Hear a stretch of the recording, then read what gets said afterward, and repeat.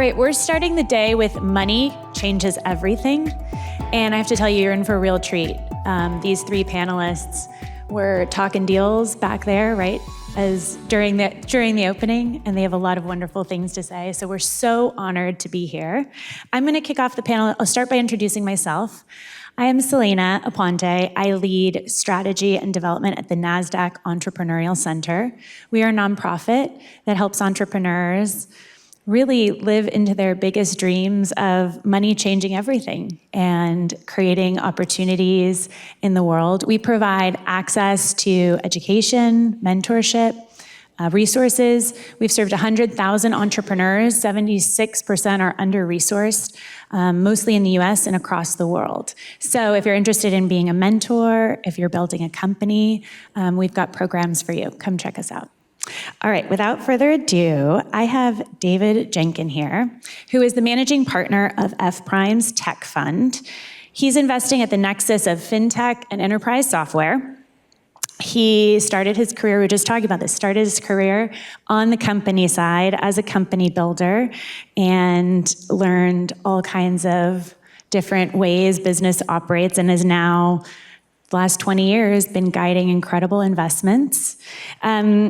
IPOs in Flywire, Toast, several high-profile exits, including Kensho, Future Advisor, Quovo, Even Financial, TradeBlock, Cloudent, and more. David has also co-founded Fintech Sandbox and is the reason we're all here today. So thank you, David. And your commitment to lowering data barriers for early stage entrepreneurs is incredible. And I know we have some of the entrepreneurs in the room. Any Fintech Sandbox companies in the room? Yes. Welcome, welcome. All right. Next up, we have Harshul. And you are a lifetime investor. Yeah. And a general partner at WillowTree Ventures, former global head of investments at American Express. He's led investments across fintech globally, many exits, backing category-defining companies like Stripe, Plaid, Bill.com, and Instacart. Haven't heard of any of those. And he's especially committed to helping founders scale across regions, bringing decades of experience in global market entry, and he knows all the secrets of enterprises and how to grow your enterprise sales and traction and opportunity. Matthew is a partner at Grit Capital, and you are an entrepreneur turned investor. You founded Yesware and earlier built WGR Media, which was acquired by CNET. Having scaled and exited multiple ventures, you're deeply committed to mentoring founders. And we know that you have a great story. Bodeswell is a third company that you started with Harshul, who invested in it and then bought it. And Harshul, you've done deals with David. Yes. All right. Yes, absolutely. All right, so that is the genesis of this, right? We're all together, so hopefully there's much more deal making that happens. Just quickly, I'd love to know who's in the audience. So raise your hand if you're a founder building an incredible company. All right, raise your hand if you're a funder, an investor. All right, what about any board members? Any policymakers out there? What about students or educators? Oh, welcome. All right, this is exciting. All right, let's get started. So let's talk market dynamics. Each of you has an incredible career as guiding companies through IPOs and exits. And today's environment feels very different than a few years ago, or even last year, where on this very stage, the word rocket ship was used as the number one prediction. So walk us through, I'm gonna open it up to each of you. Walk us through current market forces, valuation, exit, sector shifts. Like, how is the market affecting your investment strategies and decision-making, what you're going for, what you're staying away from? You want to start, David? Sure. Maybe I'll set the context for the market and you maybe take part two. But Sure. Let's see. And overall, as many of you know, to set some historical context, a number of years ago we had a bull run, which led to venture becoming the enormous asset class that it is today. It went from an average of like $25 billion of investment per year for decades to almost $200 billion of investment in 2021. So it grew, it's probably staying a large asset class from this point forward, but it also hit a bubble in 2021, we had a correction in 2022, and things have stabilized over the last 2 years. But I think 2025 is like the recovery is full on, and you can see that in lots of measures. There's the, F-Prime has its own, as a Fintech index that we released a number of years ago. By that measure, the Fintech sector alone is up 40% year to date. That compares to S&P around 12 to 13%, and the cloud index actually down 5%. You can see it in IPOs. There's been almost $160 billion of tech, VC-backed tech IPOs year to date, and impressively, like half of those were fintech. So companies like Circle at $27 billion, Klarna $15 billion, Figure, Chime, and others, and more to come. So that shows that there were a lot of great companies built in fintech over the last decade, and in Klarna's case, 22 decades, that came to market when there was a reopening of the IPO market. The contrast, I think, is in invested capital, at least between tech and fintech. So on the tech side, it's been an amazing year. In fact, it looks like in venture capital investments in technology, private technology companies will exceed the peak of 2021. Not there yet, but we've had such large funding rounds for AI-backed companies, and like $40 billion alone in OpenAI, $17 billion in counting in Anthropic.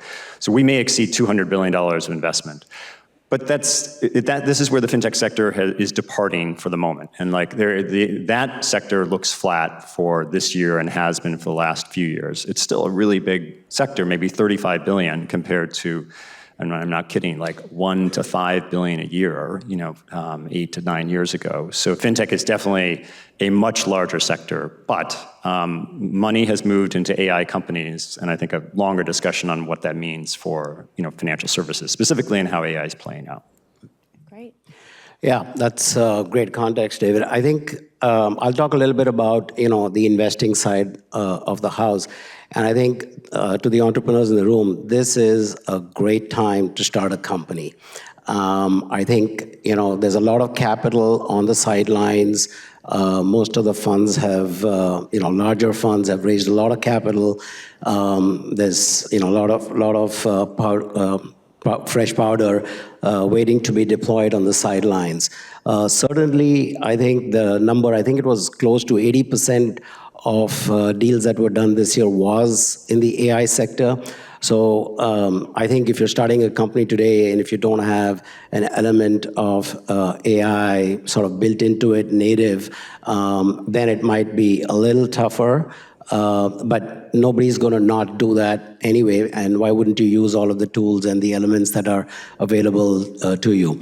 I think when you look at valuations of companies, very early stage, I think they are fairly normalized. You do have an AI premium out there, and you've got some that are, certainly higher, repeat founders, experienced founders, and the like, they'll raise it a lot faster. But I think if you look at, the space in general, it's ripe. There is a lot of money available.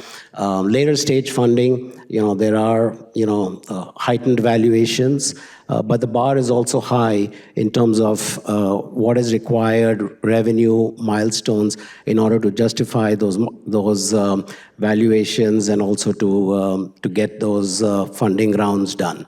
So I would caution against, just sort of going with the hype, getting too ahead of oneself in terms of valuation early on, because it gets tougher in follow-on rounds if it's too high. So that's a perfect segue to you, Matthew.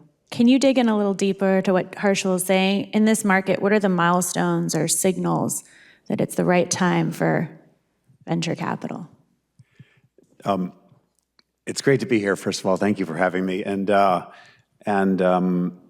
a little bit about grit. So we invest in early stage companies, pre-seed and seed round deals. So think you have 1, 2, 3 enterprise customers and you want to get 10, 20, 30.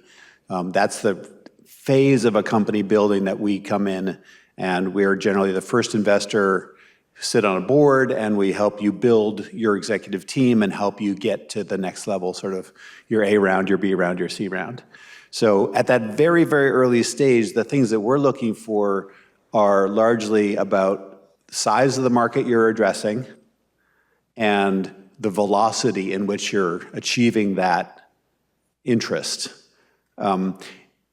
Most companies should not raise venture capital. Most companies should take the time that you spend cold calling VCs and sending out emails and instead cold call customers and get them to buy your product. Like, that's just the fact of the matter is. If you are focused on getting VCs, then you need to have a very big market to address. And what that means is that basically, one way to think about it, to know your customer, your venture capitalist, who's going to buy your equity, is can they return their fund with the money they're investing in my company? And if you flip your mind and do the math about what they're buying from you and how that needs to perform for them, then it's going to sort out a lot of things for you as you communicate with potential investors. So big, huge markets growing really quickly. And that's the thing that's changed in the last 3 or 4 years with AI, is that startups are ramping revenue much faster than they used to. So in the old days, like when I was doing Yesware, Battery Ventures, Neeraj Agarwal, amazing investor, came out with triple, double, double, double. And now it's like 10x, 5x, 5x in terms of your revenue ramp. So if you're not on that ramp, like, it's kind of a waste of your time to talk to VCs until you're really growing that quickly.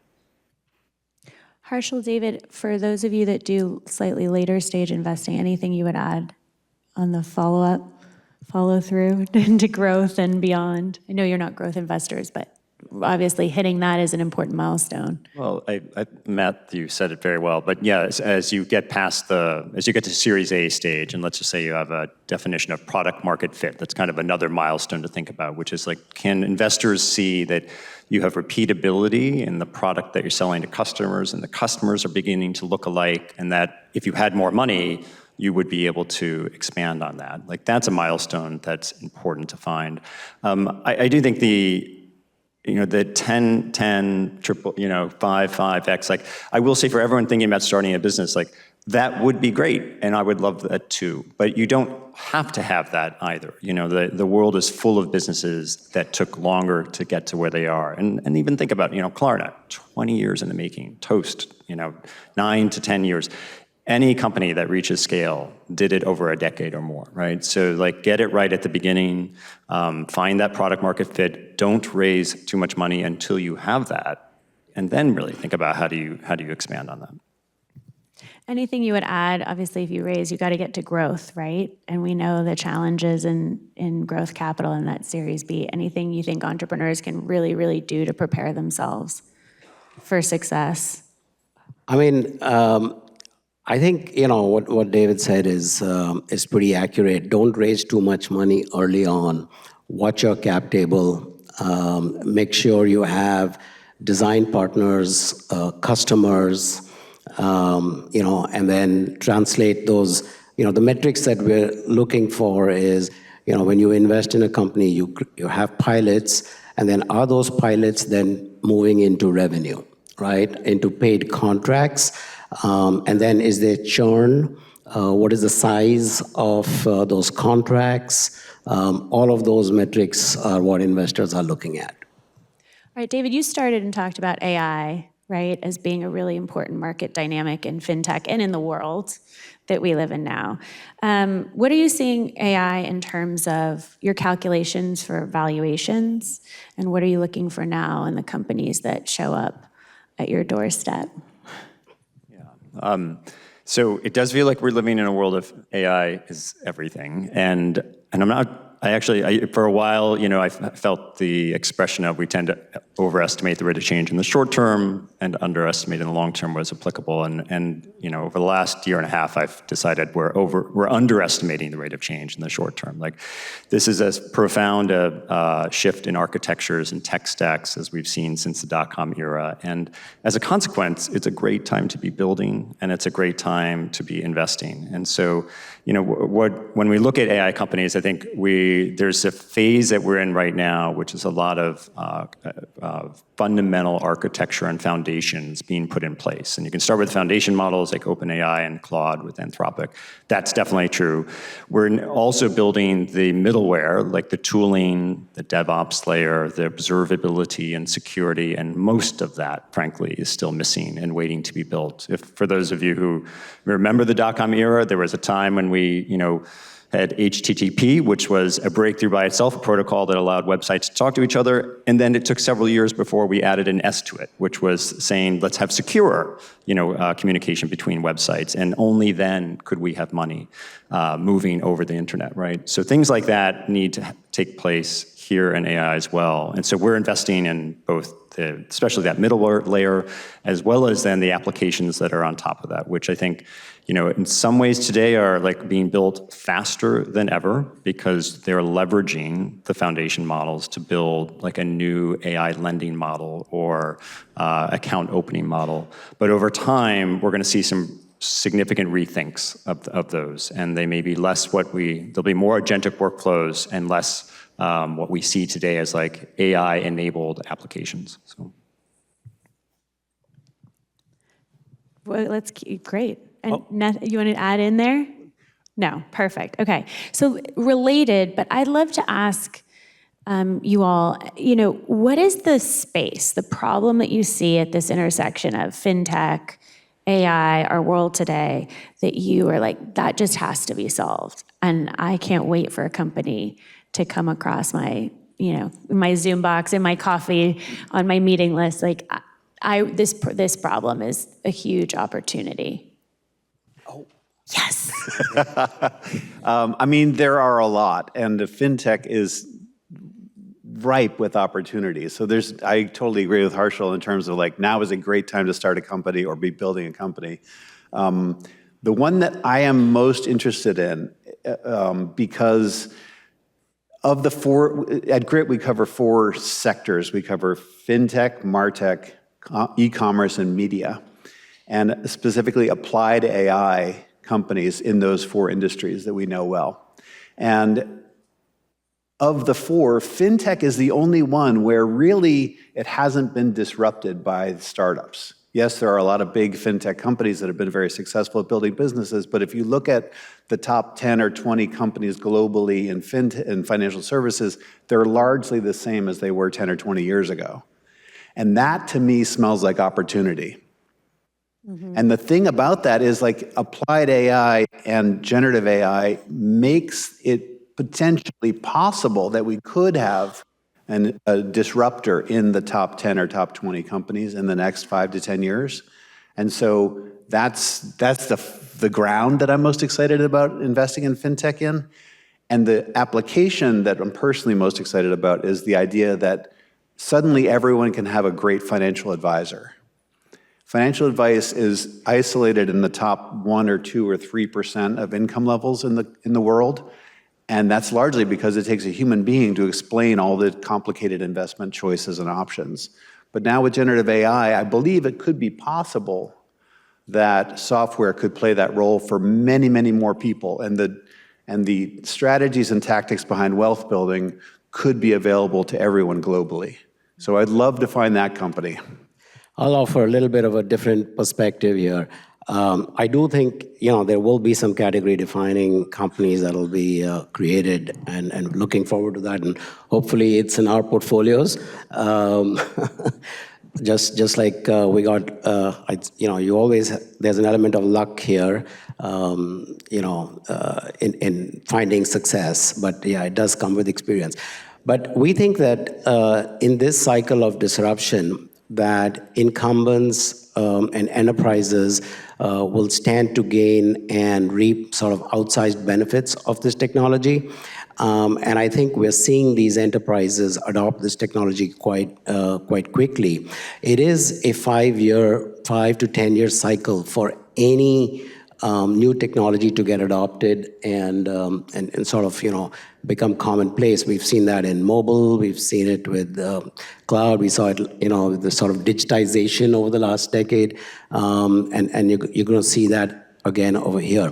So where we're investing is how do you help enterprises accelerate that? Because there's a lot of missing pieces to the puzzle in terms of, explainability, compliance, security, a whole suite of new problems that are going to come with AI and adopting AI that have yet to be solved. And so those are the kinds of companies that we're investing in to help enable enterprises. And frankly, when you think about revenue, for a direct-to-consumer, it's a lot tougher to get that traction, get that, there's a lot more competition as well, and get a high ticket price, and versus, selling to enterprises, you can get higher ACVs and build revenue a lot quicker if you have a solution that's compelling enough.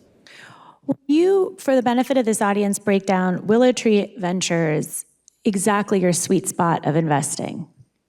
Our sweet spot is, similar to, I think, what Matthew was saying. It's early stage, pre-seed, seed, AI for financial services and commerce for enterprise, so B2B. All right, David, I'm going to ask you the same question to define the venture, your exact sweet spot. And then tell me about, I'm going to give you a choice. A deal that was 100% yes, a full body yes, and why, or a deal that you walked away from? Because I think both those give some really important market intelligence to this group. Sure. Well, I'll answer the F-Prime Capital question first. So for background, we're a global venture capital firm, about $12 billion in assets under management, half of that in the US, and we have a very active healthcare fund and tech fund. I manage a tech fund, which is early stage from seed through Series B, which means a few $100,000 through to a $20 million initial investment. So it's definitely early stage, and we usually invest around early signs of product market fit, which is in the eye of the beholder, but is after Matthew and after Harshul as well, in this case. So all right, you asked the question, like investments we've had consensus on or walked away from. So first of all, I don't think we've ever made a new investment where there was strong consensus, where everybody was like a full-throated, yes. We have a voting system which is indicative of that. Obviously, the debate around that is more telling than the number itself, but we don't usually all have ones. And that is by design. It's not like we seek out contentious investments, but the reality is, and there's some folklore in venture that the best investments were the non-consensus ones, where some people didn't see it, and some people saw something great. And it's in that non-obvious greatness that you usually do find the breakout winners. And anybody here can think of companies like Uber, which I'm easy to have scoffed at probably at the first blush of it. So that's one answer to not answer your question, I guess. I will share that one of our most recent investments that had a lot of support was Spinwheel. Spinwheel, S-P-I-N, Wheel, is an API and data aggregation for consumer credit to help consumers understand their credit profile and for lenders to make better decisions. I think we had strong consensus there because we're thematic investors and we have had a decade-long perspective on open finance and the power of unleashing data that is trapped in some system. And so, we had led investments in a company called Quovo almost 10 years ago now, which is in the account aggregation space for banks and brokerages. They were acquired by Plaid. We invest in One Up Health, which is in the data space. And it made it easy when we got to Spinwheel to say, look, consumer credit is actually larger than all of those, more dear to consumers. And if a company can help solve the full and real-time picture of their consumer credit exposure, that can be a big company. All right.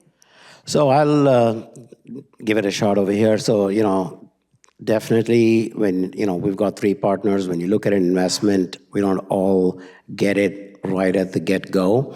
But I think what we do have is a system where, if a couple of us are excited about an investment, we make sure that we bring all of the partners along to get to commitment, because at the end of the day, once we make an investment, we all have to support it. We all have to make sure that it's a success, and we all have to put in the work to do that. So one of the companies, that happened with is a company called CuriTech. And what they do, it was pretty quick for us to say yes, actually, to that one. So what they do is they focus on, when you think about large enterprises, large financial institutions, everybody's got legacy code. In fact, even if you look at companies like Stripe and Bill.com and others, they're operating on a code base that's about 15 years old today, right? Which in today's day and age is pretty outdated. And so they all have to, in order to adopt any new technology, to create new features, functionality, products that they have to bring to market, they're going to have to integrate with their existing systems. They can't just throw that out. They've got hundreds of millions of revenue that's flowing through that.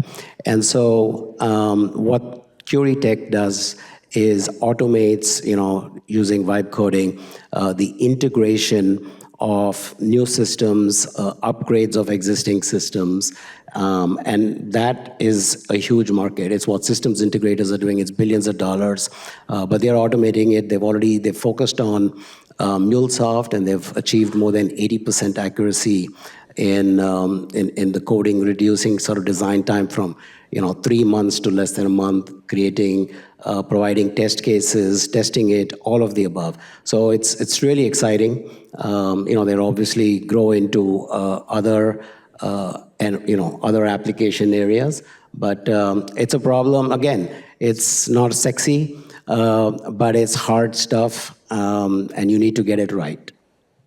Okay, Matthew, you're seeing entrepreneurs maybe the earliest of this particular group of incredible investors.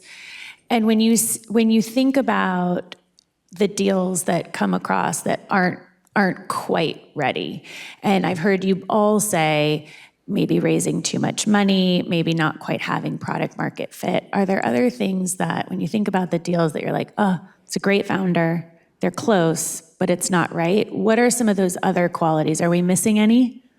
This is like the worst part about being a VC, honestly, is saying no to entrepreneurs who are so loaded for bear and so going out after chasing a dream. And sometimes it's not the right source of capital for companies, but other times it's just too early, even for us. And the biggest other thing that we haven't talked about yet is the customer feedback. Like we want, if you have one pilot with one company, or you have 2 or 3 paying customers, we want to be able to talk to them, and we want to be able to ask them, what is the business value that this company is creating for you? Why did you take a risk on this startup? What do you see that we don't see? What meaning is it having, and what do they like to work with? Because basically you're saying we have to go from one company or one customer to 10 to 20 to 100, and that needs to scale. But the first core of that is like, are you making a difference for your customer's life? And so we want to be able to talk to your customers and be able to hear that they're saying, oh my gosh, I didn't think this problem could be solved. It's a huge problem for us, and these people came in and just fixed it for us. Like, that's the kind of thing. All right, I'm going to switch gears and talk about, you all are customers and consumers of data, right? And what data do you rely on most in your investment decisions? And what data do you wish you had today that you don't? And I'll start with you, David, as father of Fintech Sandbox. I was going to say Nasdaq data. That's what we really want. So there's lots of data that matters. I'll hone in on one piece that maybe it's obvious or non-obvious, which is the customer data, engagement data of the users of the product. And so every time we invest, we can buy pitch book data. We size the market. We try to understand how many customers there will be and in what segments. But the part that is most telling is like, as where Matthew was as well, it's like you've got 10 or 100 customers. Let's just see how they're using it. Do they use it daily or weekly? Do you have one user in each group or 10? Has it spread over time? Like that adoption and the rate of adoption is really indicative. Like I feel like there's truth in that data.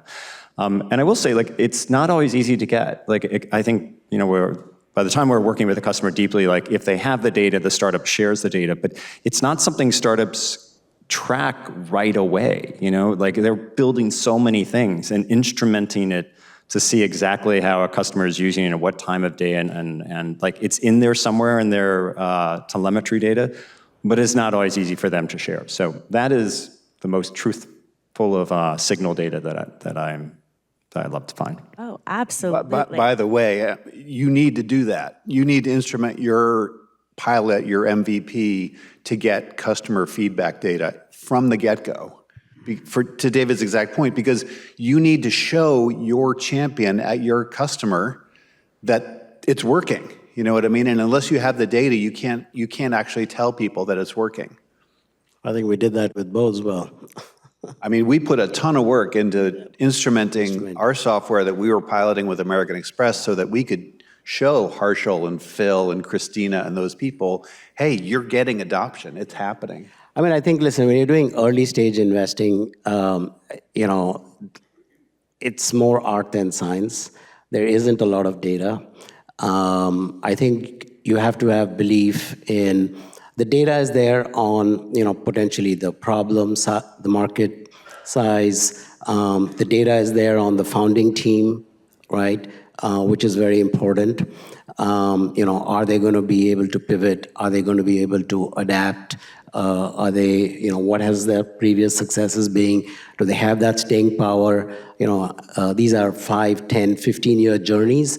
Are they committed to that? Right? It's not, oh, I want to do this because I want to make a quick buck, sell the company in 2 years and be done. Well, it never really happens. It's a very, very long journey.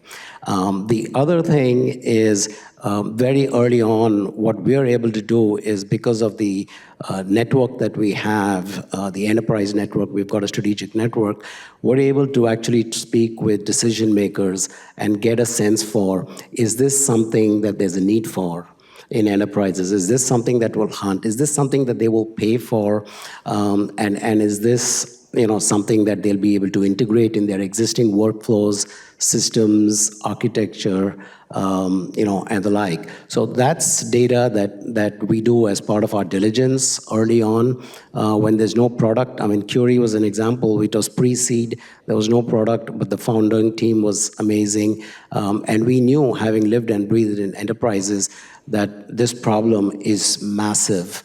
And if you're going to be able to crack it, then it's going to be a big win. All right, how many of you in the audience are interested building in crypto, following crypto? Okay, a few of you. I've got a question for David. Trends, predictions, lay of the land, what opportunities do you see in crypto? Well, that next year there won't be just like 7 hands, there'll be 70 hands. That is the prediction. Hopefully more. But yeah, I mean, crypto in the US is 180 degrees where it was 12 months ago when there would have been the last Boston Fintech Week. So you see that in the regulatory space, and some of these I think are for better and for worse, but like a lot of the lawsuits against crypto actors were just dropped. SAB 121 was rescinded, which was this rule that really prevented banks from custodying digital assets. It was too much of a penalty in the capital reserves. We've seen the Department of Labor invite 401ks to include crypto and other private funds assets in their holdings. So the U.S. government has taken a very different look on it. As a result, traditional financial institutions are more open to moving forward. And then you've seen this in the public markets too. Like Circle waited a long time. And then Circle, bullish, figures a little different. Gemini has filed an S1. So the world looks so different today for the pace of the stage and the rate of change I think that's about to come. The place that I'm most excited in crypto is around stable coins. And I think it's it's the organic proof that things are happening in crypto. And stablecoins, for many of you may know, have heard of Circle's USDC or Tether USTC. And these are dollar-backed digital assets, so for dollar. So think a money market fund, but a crypto asset. And then it allows you to move from any digital wallet to another in near real time at near zero cost. And stablecoins have taken off. And this is maybe a date everyone should remember. I think our run rate is about $1 trillion of stablecoin transactions per month. That's 12 trillion a year annualized. Visa is about $15 trillion of transactions per year. MasterCard's another 10. So, stablecoins themselves are about to exceed Visa's, transaction volume after not that long.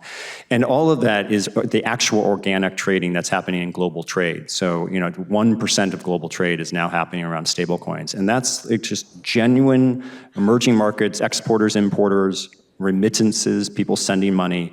That is those are the adopters of stablecoins. And when you see this sort of organic adoption in emerging markets, you realize there is something there. And that's definitely in the prediction category. So, I actually think, there is an element of, leveraging the distributed ledger and then layering AI services and technology together. And I do think that's my sort of prediction over the next year or 2 years.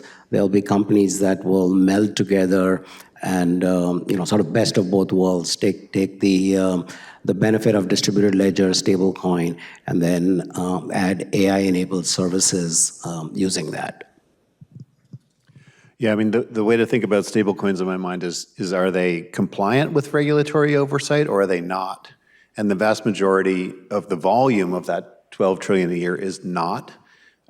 Shout out Boston company Circle for being 100% digitally compliant with regulatory oversight, and therefore makes it trustable for other institutions to use. So I'm a big fan of when the regulations changed, I was interested, but when Circle basically said, no, we're 100% compliant with regulations, then I was like, oh, we could invest in that.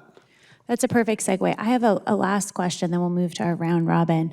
But this is for you, David, and thinking about, AI and trust and transparency and where we are today for fintech companies and where they need to get to.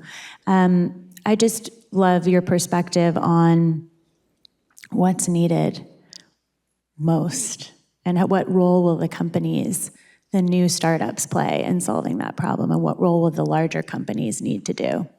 Yeah, there's a lot of good questions in there. Yes. Maybe to narrow Squeezing it in. Yeah, narrow to in financial services to introduce AI, it's going to happen more slowly. It is happening more slowly, and for probably good reasons. There's regulation, there's this desire for transparency. The risks are so much higher. To vibe code a new application over the weekend is one thing. To say to consumers, we're going to move your money with agentic, new AI agents, is a very different thing. So I think we're going to have to take time to build some of the security that's required in financial services and the observability so people know what's happening, and the transparency into the models of how decisions are being made, so you don't have to, the decisions don't change from hour to hour based on the same data. So all of that's going to have to take place. I will just say that if you want to build an AI in financial services, there are many categories with fast adoption, and I would think of a fintech vendor to a financial buyer. So not a financial service, but if you want to sell to the CFO suite, a new accounting, general ledgers, reconciliation of accounts payable, accounts receivable, that game is on. And buyers are very interested in buying in that area, and a great place for fintech startups.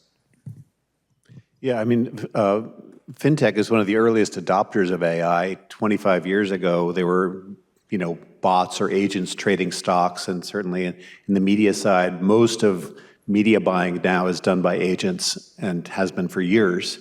So this is not new. What's new is the probabilistic approach and the generative AI, the ability to communicate like human beings on top of the deterministic AI that we've had for a long time. And so the opportunity, I think, for fintech is to blend those two. And the problem that we've had so far is that there hasn't been enough. There's too many hallucinations in the generative AI space for financial services companies to feel comfortable broadly deploying it.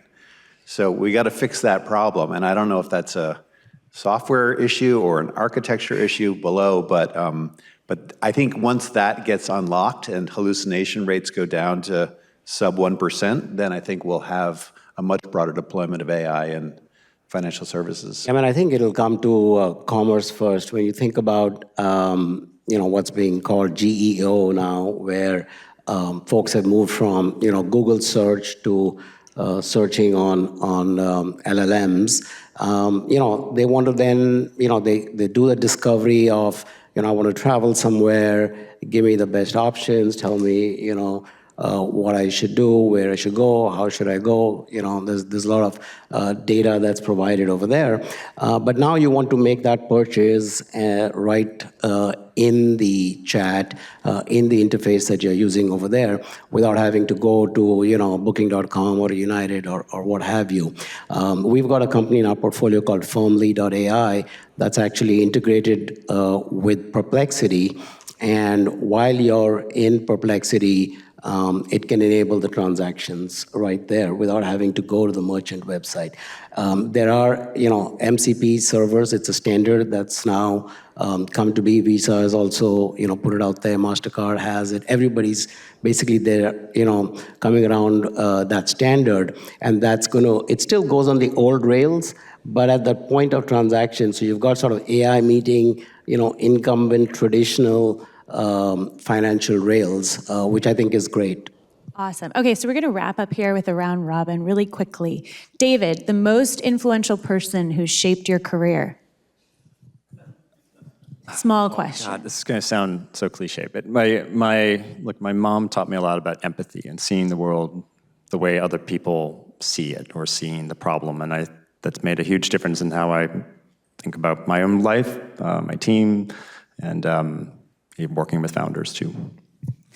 Harshul, who are you most excited to mentor? The next generation of founders that are sitting right here in the front row, because I think it's a different world. They've grown up in a 100% sort of a tech environment, but a lot of it virtual, especially those that had to go to college or high school during COVID. And how are you going to sort of deal with the whole company building, the cultural aspect, the social aspects, all of the soft skills. Matthew, in one sentence, advice you'd give to your younger self. The efficient market hypothesis is garbage. Buy Apple, Amazon, and this weird little GPU company called NVIDIA.